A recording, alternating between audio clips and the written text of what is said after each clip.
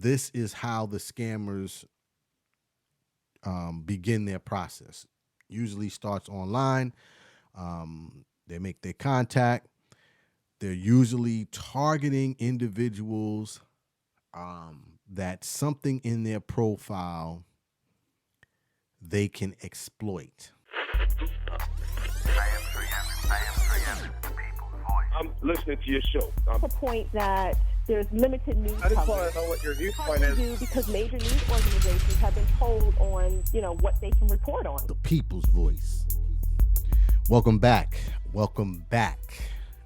This is the people's voice. I am Trey Evans, and I am the people's voice. Thank you again for checking us out this week. It's greatly appreciated. As always, we start the podcast with thank yous for the support. Thank you for checking us out, and thank you for telling someone to tell someone to tell someone about the podcast. It's greatly appreciated. So today, I'm going to get into a topic that is relatable in the sense of we've all heard these stories before. But due to the increase in online activity since the pandemic, the level of isolation that has occurred as a result of the pandemic, this particular topic and scam, if you will, has been on the rise. And I wanted to talk about it today, kind of give a little bit of info about it, and, hopefully this will help someone or prevent this from happening to any one of our listeners or anyone that you may know who has been a victim or could possibly be a victim of something such as this. So what am I talking about? I am talking about online romance scams. And as I just stated, romance scams have been on the incline, especially since the pandemic. And, one of those reasons why is that because of the pandemic, it forced so many people to have to interact online, socially. Many people could not participate the ways that they used to, in terms of maybe going out to, a club or a show or, doing something outdoors where you're interacting with people. It forced many people to start searching for love, air quotes, online. And as a result of that, romance scams have increased. And this is nationwide. So what I want to do today is kind of run down some of the scams. I guess some of the ways the scammers, if you will, present these scams, and we'll go through some of the statistics of what has happened, and obviously and always offer some solutions to make sure that this is preventable and to bring a great deal of awareness to this issue. So, online romance scams. Me, I always like to kind of start it off with a definition of what what we're discussing. So typically, a romance scam usually starts online, right?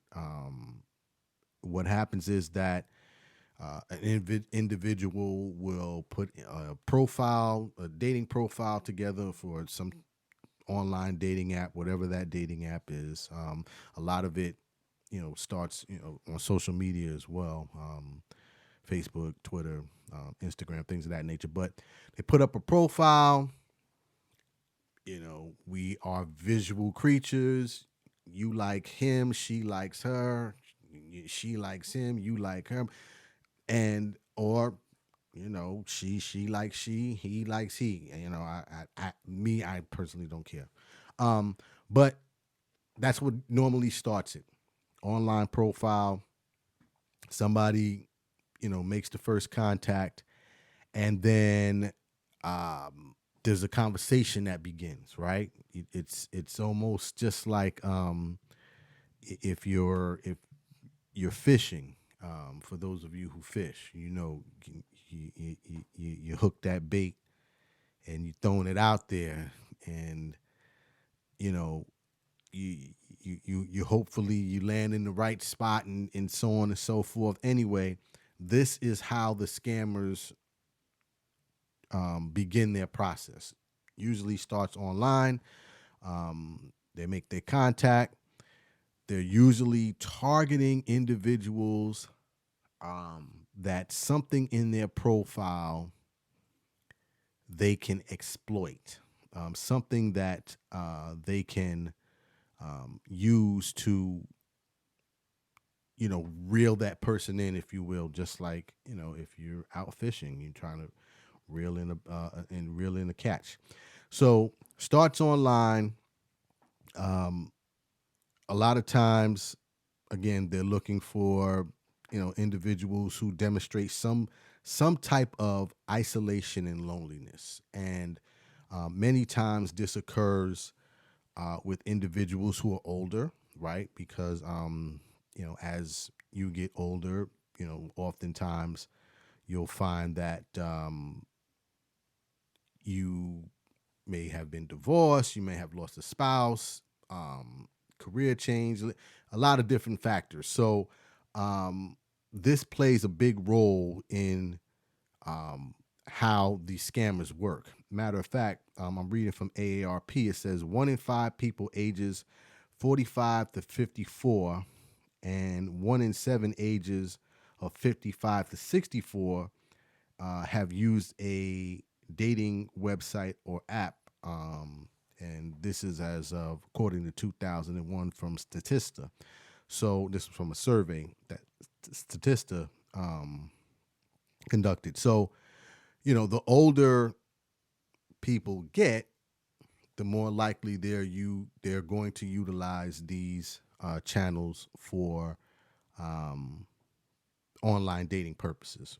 And as I said, what has happened during the pandemic is that many more people are utilizing online platforms, even though we're now out of the pandemic, so to speak.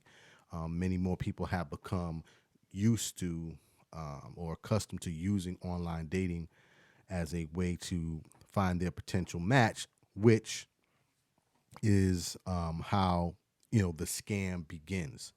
So to progress it a little bit further, once you meet online, the individual typically begins the interaction. You might begin to have these, deeper interactions, exchanging little details and personal information. And then here comes the first part of the scam. And one of the first parts of the scam well, let me go back. So first, many times the scammers will put up a fake profile. So the person that you're actually interacting with, let's call it the scammer and the scammed. The scammer is usually putting up a fake profile, right? This is not who the scammed person who they think they're interacting with. This is not the person, right? So that's usually the first thing. One of the common themes that normally happens after that is that the individual will ask, this is the scammer now, the scammer will ask or make an excuse saying, hey, I'm having a tough time working the app. Do you want to be able to take this offline? And matter of fact, let me play. There was a woman who actually had this happen to her. She was scammed out of $100,000. And, one of the things that occurred was that she was asked to kind of go offline which led to the scam or the beginnings of the scam. So let me play that. This clip is from News Nation. Check this out. And he was having some trouble with the platform, so we moved off the platform and started talking on the phone, emailing, sending text messages, using Facebook Messenger quite a bit. And we had really hit it off because, as I soon, well, not so soon learned, actually, this scam had taken place over the course of a year. That they know what to say to disarm you. They know what to say to make you feel valued. This is their their bread and butter. And she said a couple of obviously poignant things there, but one of the first things, like I just said, one of the ways that they scam individuals is that they try to take them off the platform that they've met on, right? Because typically they meet on a genuine platform, right? So as she mentioned, she was on a platform. He wanted to take it offline, go on to Facebook, and obviously Facebook Messenger is a reputable platform, but it gives the scammer more of an opportunity to begin the scamming process, right? Because now they're no longer within the confines of the app that they've been on. And typically, from what I understand, a lot of those online dating apps have fees and things of that nature. So now you're going from a paid platform to, Facebook Messenger, which is a free platform. But also, what she said was, it he's the scammer was saying everything that she wanted to hear. Number one. Number two was, she felt like it was from a playbook, which it is. I mean, this is something that is done literally every day. Like, it's there. This is someone's actual job to scan online dating profiles, look for possible victims, and then begin the process of the scam. And as she mentioned, this went on for almost a year. So just imagine that you've invested all of this time, right? You haven't really interacted with this person face to face. You haven't met this person, but you're so drawn into this that you, in your mind, actually believe you are developing a relationship with an individual. And, during this time, they're constantly cultivating the scam.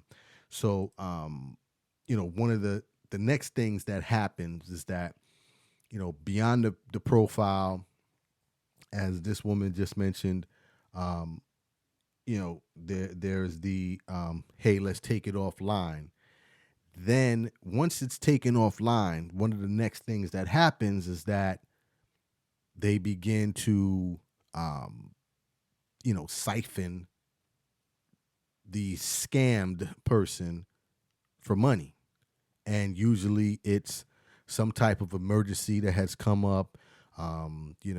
Oftentimes they might say, there's an emergency. A lot of times they pose as investors and they say an investment went bad and they need to, recover funds from a bad investment. They might say that their home has had an issue. They might, pose that they have a child or a sick child and they're in a jam.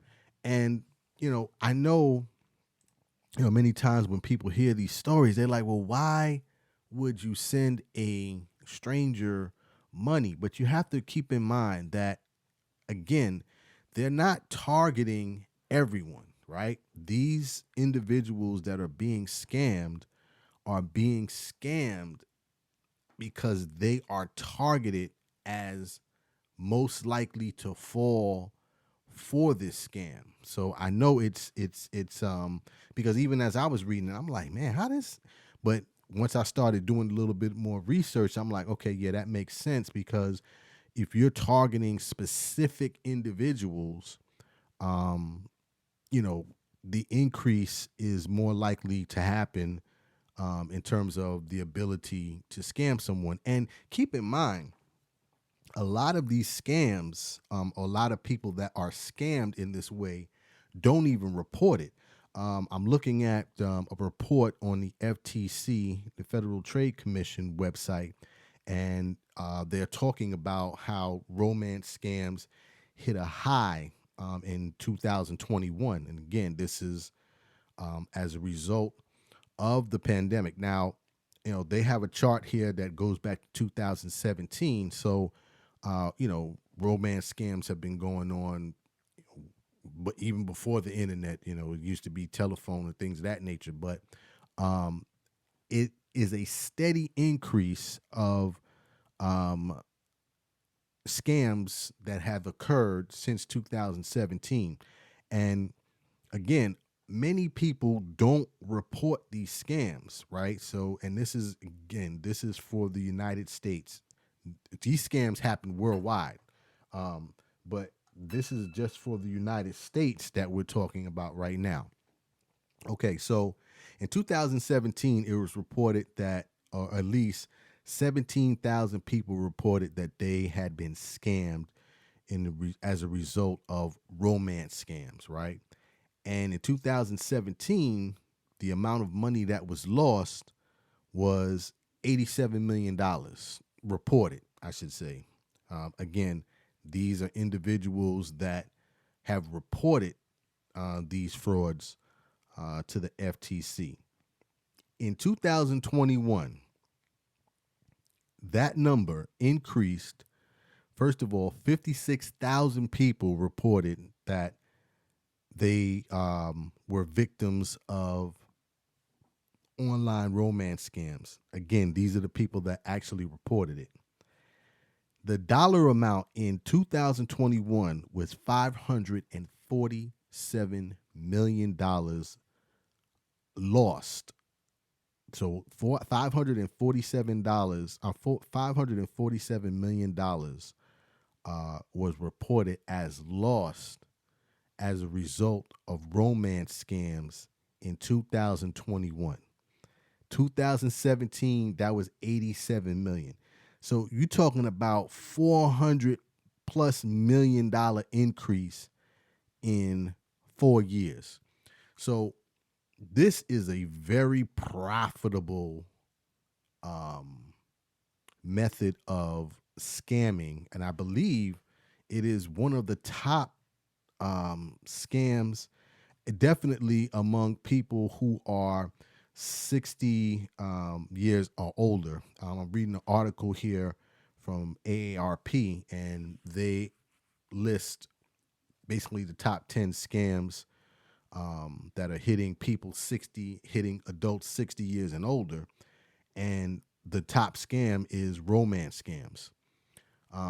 And that's another trait, and I kind of said that in the beginning, that a lot of times the scammers will target older individuals because, again, there's typically more isolation as people get older, just for various reasons. You 60 years old, 65 years old, you're not heading out to the club. You're not going to meet people at the bar. And also typically, once people, as they get older, they've worked a little bit longer, they have a little bit more disposable income, and so again, these make the perfect target, if you will, for these scams. So now, as I reported, $547 million was lost or reported as lost last year as a result of the romance scams. And, many people who experience the scams, like I said, they don't want to report it. And there's a sense of shame that comes over individuals, right? Because, a lot of times many people think that, hey, I'm too smart for that. That would never happen to me.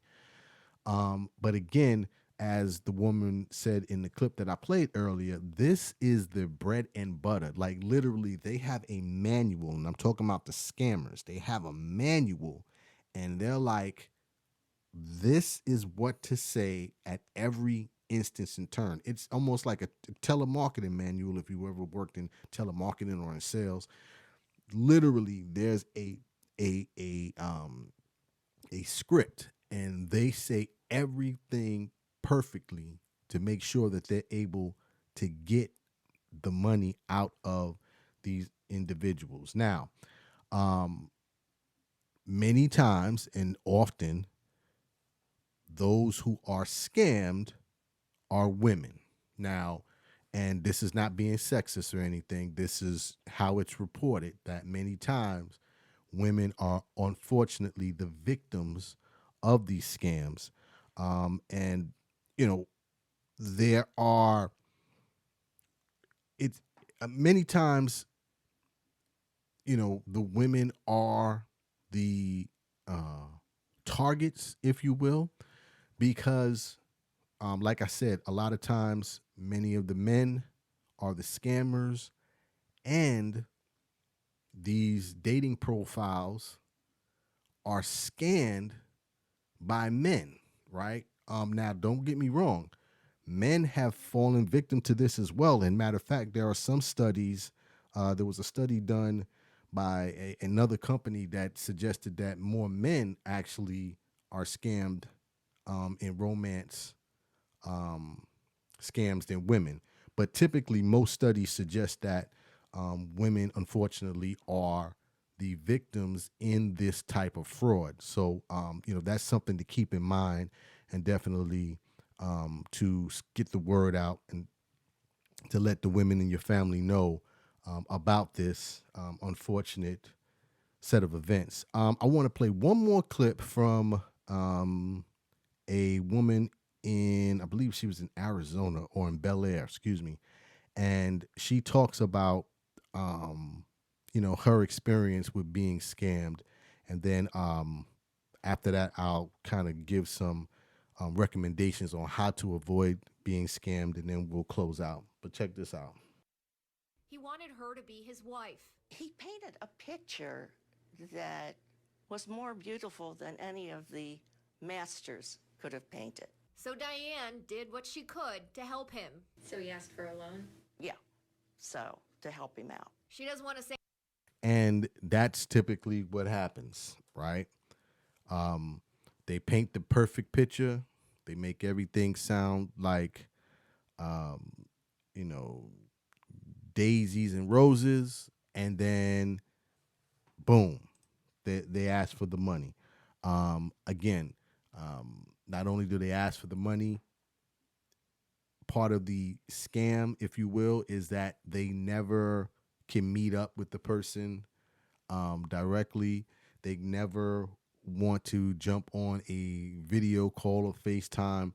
It's always a series of excuses. But again, if you're 3 months, 9 months, a year into this interaction, and there's a level of excitement to it, you're so consumed in it that by the time you realize you're being scammed, that person typically will not return, any of your contact in terms of phone calls or text messages, because once you've taken it offline, they're usually doing this from a burner phone or a phone that is disposable, or a number that they'll shut off once they get the amount of money that they're looking for. And then, they will, end the relationship and go from there. So what are some of the things that you can do to prevent this from happening? And this is for men or women. One of the things that you can do, first of all, is nobody will ever ask you to give you no one will ever ask you for money unless there is some type of legitimate scam going on, right? So that's one of the first things. you haven't met this person, you haven't seen this person, you really don't know them, you just been messaging them, you may have talked to them on the phone. Never send money. If it's an emergency, hey, give me a call once you figure things out, or you know whatever the situation is. But never get caught up in sending money. That's one of the first things. Um, if you are in this type of um, online relationship, tell a friend or family member, because sometimes it's that third ear that somebody might hear what you're saying and they'll go, wait a second, that doesn't sound quite right, and then they'll start to maybe question you. Now, again, a lot of times, because of the isolation, the embarrassment of maybe even, I don't know, trying to find love online, people might keep this to themselves. But a lot of times you have to be very wary of, I mean, you have to be very open to share that information, especially for some of the older adults who, you know, might be isolated from, or yeah, isolated from their families and things of that nature. And proactively, as we all have older parents, and for those who may be single at this point, we might want to check in just to see what's going on from that standpoint. You can try a reverse image search on Google. If you drop a picture into the Google search bar there, sometimes you could do a reverse image search. And a lot of times when they do this reverse image search, the picture that they put in usually doesn't have any details, or a lot of times it might come up with some lawyer or some celebrity or somebody else's profile that's totally different from the person you're talking to, which obviously can help out a lot. And then last but not least, if you take your conversations offline, and this eventually will happen in any type of dating relationship, definitely schedule a time to meet that person, if you can. A lot of these scams take place because the scammer is typically not within the same state, and in some cases not even in the same country as the scammed person.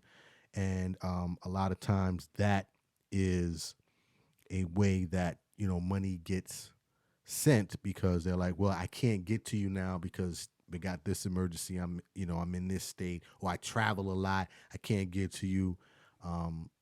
Definitely try to make a point to get to those, have that person interact with you face to face, so you can definitely see if this person is legit, and ask the necessary questions. Now, there have definitely been cases where people have met up and still have been scammed. So you really have to do your due diligence, because, as I said, this is constantly increasing. It's only getting higher year to year. Matter of fact, one last point, it says here on the FTC website, people 70 years and older reported the highest individual losses at $9,000 per person, compared to $750 for individuals 18 to 29. So again, this particular scam targets older individuals, typically older women, and is designed to play on the vulnerabilities and insecurities of individuals in those demographics. So please be careful and spread the word. Tell somebody to tell somebody to tell somebody. This is the purpose of the People's Voice. We want to make sure that we are getting this information out and is being shared as frequently as possible. So that is my time today. I do hope that this was a informative a podcast. I again encourage everyone to get this information out. Tap the people in your family and your friends and your network and let them know about this so we can avoid and get that number in reverse in terms of the amount of money that has been lost as a result of romance scams. So as always, dreams are not just for sleeping. Please wake up and live your dreams. My name is Trey Evans, the people's voice. Tell somebody about the dream. Salute.